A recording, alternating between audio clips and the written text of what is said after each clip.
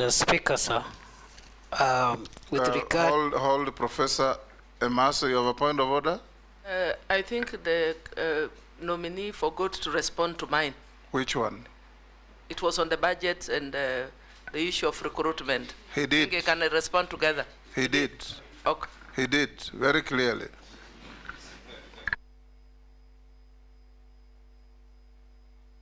I know I was misleading you to raise that issue. Mr. Speaker, with regard to the police officers who have been in court about salaries, mainly these were graduate police constables, people or officers who joined at constable level. During their time, they went to school and studied for a degree.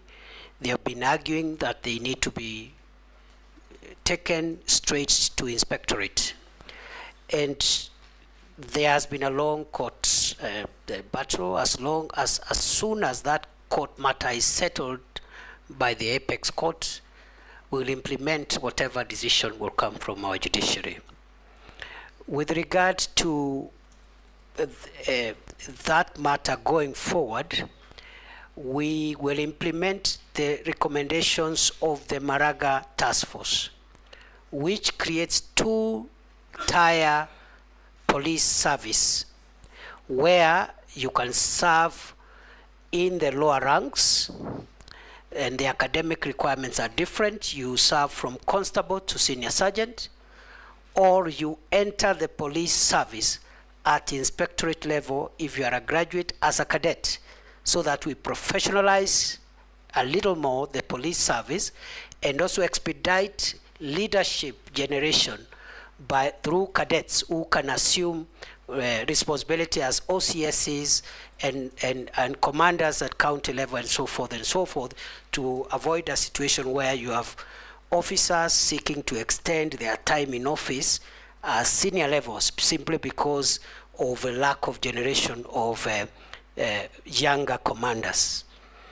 With regard to the motivation, we are working with the National Police Service Commission, and if I am approved, I will proceed with this discussion to provide a clearer policy on promotions, transfers, and some form of reward system which will help motivate our officers. At the moment, before I left office, we were implementing the 3-year transfer policy. I think we were at 45% compliance because of the logistical and the financial implications. If I am reappointed, if I am approved by this House, I will complete that 3-year transfer policy to make sure that it happens.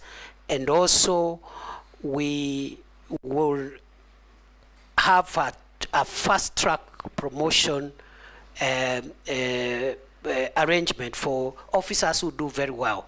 For example, if you are county police commander, you help in reducing crime, you help in fighting femicide, you help in fighting you have certain targets which you meet. You should be promoted faster than somebody else who is in the same level, but their performance indicators are in the negative. Finally, I've been asked 2 questions by the Honorable Mishimboko. The first one is on femicide. It is true, the cases of femicide we are seeing are worrying for the country, and it's also true we have critical gaps, especially at the lower levels of our policing and security apparatus, both the National Intelligence Service, the National Police Service, and also Ngao. And those are things that we need to work on to avoid situations like what we are seeing. The incident that happened in Kware is quite devastating, quite a grave breach of the security of our women, and it's something that I'm taking with all seriousness. Finally, what plans will I have if I am approved by this House to ensure that we do not have loss of life when citizens exercise their right under Article 37, I will be finalizing for publication the guidelines under the Public Order Act, the one I explained earlier, not to take away the light, but to facilitate, to create an environment where it can be enjoyed, to create responsibility on those who are having protests. Because if you say you have a protest to